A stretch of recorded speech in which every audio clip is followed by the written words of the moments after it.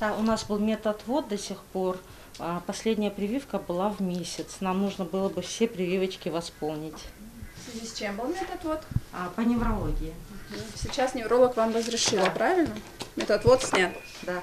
Исет Гагиева – местный врач-онколог, но в первую очередь она многодетная мама. У нее 4 детей, и сегодня на приеме у педиатра младший Сайфулах. Мальчику 2 года, из-за болезни он пропустил некоторые прививки, и теперь доктор разрабатывает для него индивидуальный план вакцинации.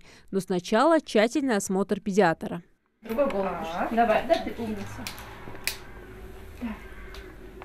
Вот молодец.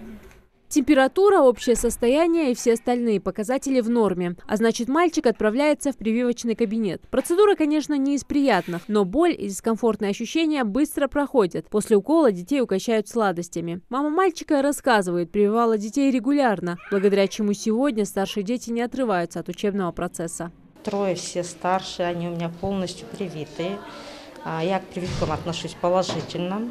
Считаю, что они необходимы для того, чтобы хотя бы защититься от вот этих вот инфекций. Каждый ребенок по-своему реагирует на прививочку. Одна девочка температурку давала дня 2 и все. Остальные чуть-чуть покраснение могло быть в зоне прививки. И все, и дня 3 все это проходило, в остальном все нормально. Об опасности полиомиелита в Ингушетии знает каждый житель. В последние месяцы среди населения идет активная разъяснительная работа. Все это делается для того, чтобы привитых было как можно больше. Для того, чтобы создать надежный коллективный иммунитет, необходимо вакцинировать не менее 95% детей. Именно для этого в регионе запущен 2-й тур иммунизации. Тем, кто не вакцинирован, рекомендую как можно скорее это сделать и защитить своего ребенка от такого страшного заболевания, инвалидизирующего, как полиомиелит. А тех, кто вакцинировался, я за них, можно сказать, спокойно.